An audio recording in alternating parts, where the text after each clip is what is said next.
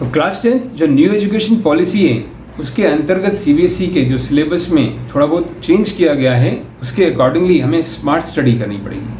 अब जो टाइम आ गया है वो उसका नहीं है कि लेबोरियस बने। आप लेबोरियस बनना यानी 8-10 घंटे बैठना उसकी नहीं है। अब आप भले कम टाइम बैठें लेकिन क्वालिटी स्टडी करें, प्रोडक्टिव स्टडी होना चाहिए, स्मार्ट स्टडी में होना चाहिए। क्योंकि अब जो हो गया है, क्या हो गया है कि आपके कंटेंट्स को डिवाइड कर दिया है, डिस्क्रिप्टिव एंड ऑब्जेक्टिव। तो ऑब्जेक्टिव का जो वेटेज है वो बढ़ा दिया गया 50% और 50% डिस्क्रिप्टिव।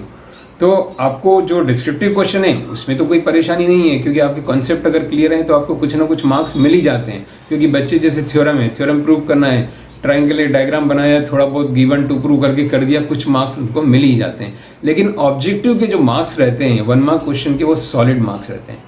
आप उनको लाइटली मत लीजिएगा, क्योंकि जो ऑब्जेक्टिव 1 मार्क क्वेश्चन है उसमें आपकी सॉलिड नॉलेज और आपका जो कॉन्सेप्ट है वो बहुत स्ट्रांग होना चाहिए, ताकि आप आंसर टू द पॉइंट सही दे सकें।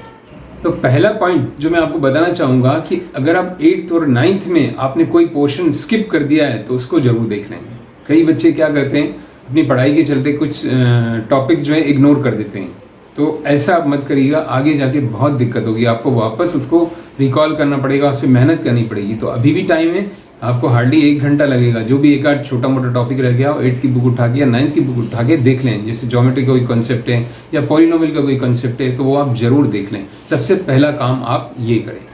अब क्लास 10th की बात करें अपन, तो उसमें देखिए हाफ ईयरली एग्जाम होंगे आपके, और फिर प्री बोर्ड भी होंगे और बोर्ड होंगे। तो कई बच्चे क्या करते हैं कि ऐसे कुछ वीडियोस या ऐसे कोई क्लासेस होते हैं जिनमें ये बताया जाता है 3 महीने में आप कोर्स को ख़त्म कर दीजिए, 2 महीने में कोर्स को ख़त्म कर दीजिए। तो वो शॉर्टकट आप मत अपनाइए।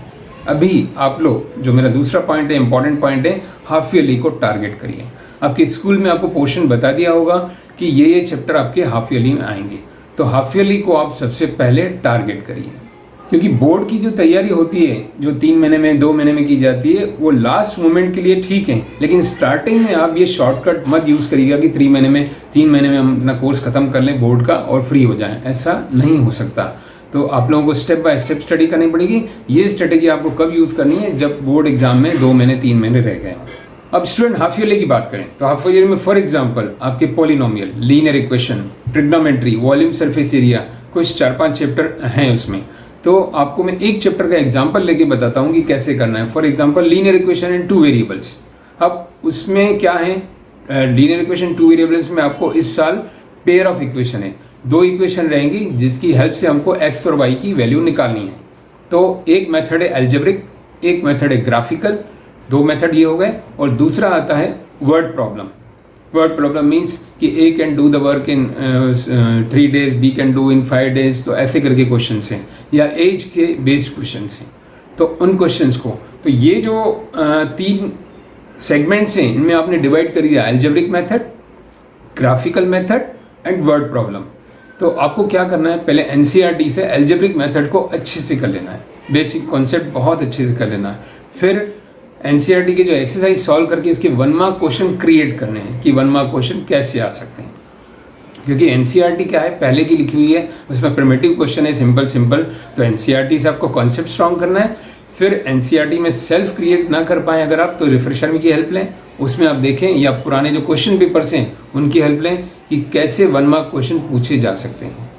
और दूसरे question case study based question, यानी real life application. For example मैं लीनियर इक्वेशन का ही एग्जाम्पल लूँ कि रेलवे ट्रैक्स जैसे आपने देखे होंगे पैरेलल होते हैं।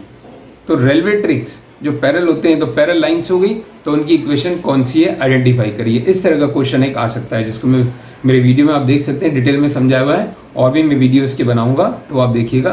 तो इस तरह से आपको सेगमेंट्स डिवाइड करने हैं कि जो चैप्टर को आपने 3 पार्ट में बांटा, उसके आप case study based questions 1 mark question imagine करिए, क्रिएट करिए, या नहीं आपको मिल पा रहे हैं तो रिफ्रेशर से लीजिए, टीचर की हेल्प लीजिए।